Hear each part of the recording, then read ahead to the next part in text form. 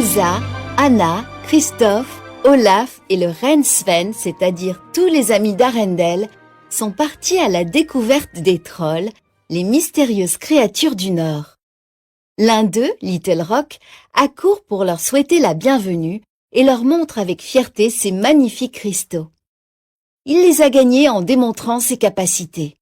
Mais il ne pourra les utiliser qu'à la cérémonie qui aura lieu cet automne, durant laquelle les trolls célèbrent les aurores boréales, des lumières de couleur qui brillent très haut dans le ciel.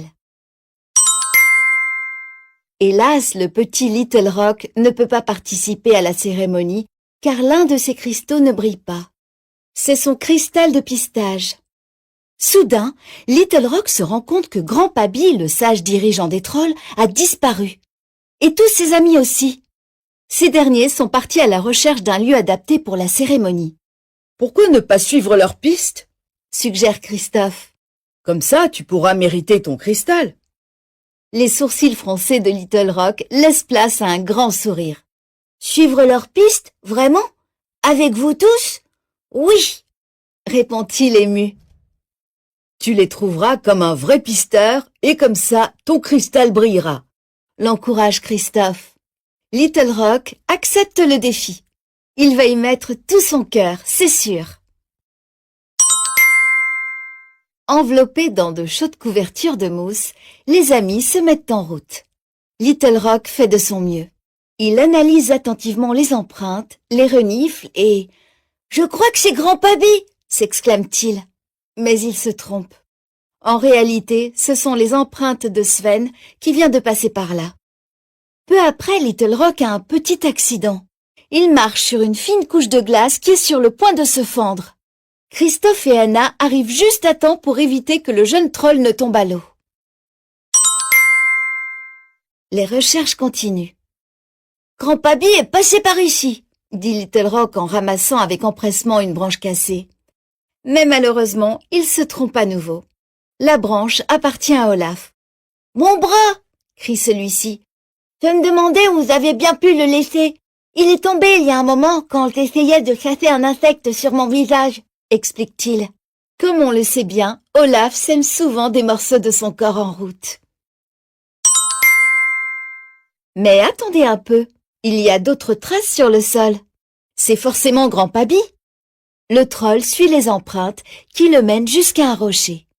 Là, les amis trouvent un grand traîneau recouvert de neige, juste en contrebas. Grand-Pa Bi a-t-il eu un accident de traîneau? Pour rassurer Little Rock, Olaf lui raconte qu'un jour il est tombé d'un très grand rocher et ne s'est pas fait mal. Peut-être qu'il n'est rien arrivé à Grand-Pa Bi après tout. Ou peut-être est-il descendu jusqu'en bas? Little Rock remercie Olaf car il lui a donné une idée. Se laisser glisser sur la pente enneigée ne semble pas du tout dangereux. En plus, c'est très amusant. Les amis glissent jusqu'en bas en riant, tandis que Little Rock se met en boule pour dévaler la pente, tel un galet tout rond comme le font tous les trolls. Tout en bas, il trouve une couverture au pied d'une grande cascade. Est-il arrivé quelque chose à Grand-Pa Bi à cet endroit? Pendant que Sven boit l'eau de la cascade, Elsa rassure Little Rock. Il a dû retirer sa couverture pour grimper sur la falaise et faire le tour de la cascade, lui dit-elle. De son côté, elle sait comment franchir cet obstacle. Grâce à sa magie, elle transforme l'eau en glace. Ils vont pouvoir l'escalader facilement. Peu à peu, les escaladent la chute d'eau grâce à leur pic à glace et à leurs cordes. Quand ils arrivent en haut, « Regardez !» s'exclame Christophe. « On dirait que cette ombre est celle de Grand-Pa Bi. »« C'est Grand-Pa Bi !» crie Little Rock en courant vers le sage troll. « Je l'ai trouvé !» se réjouit Little Rock en s'approchant de Grand-Pa Bi qui l'accueille en le prenant dans ses bras. Toutefois, son cristal ne s'illumine toujours pas. Mais pourquoi?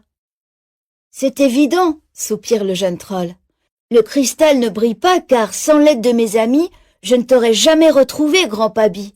J'aimerais remercier Elsa et les autres pour m'avoir donné de bons conseils.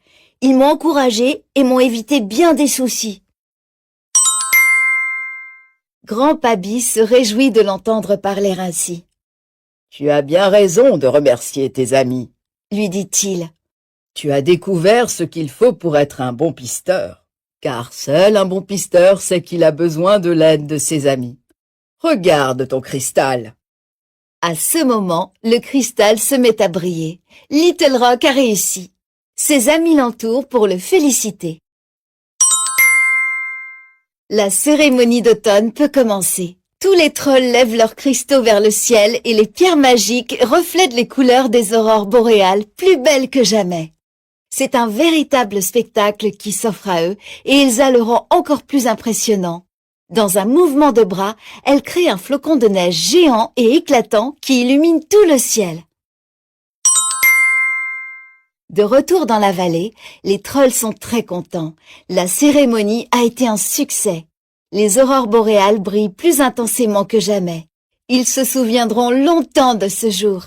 Surtout Little Rock, l'excellent pisteur.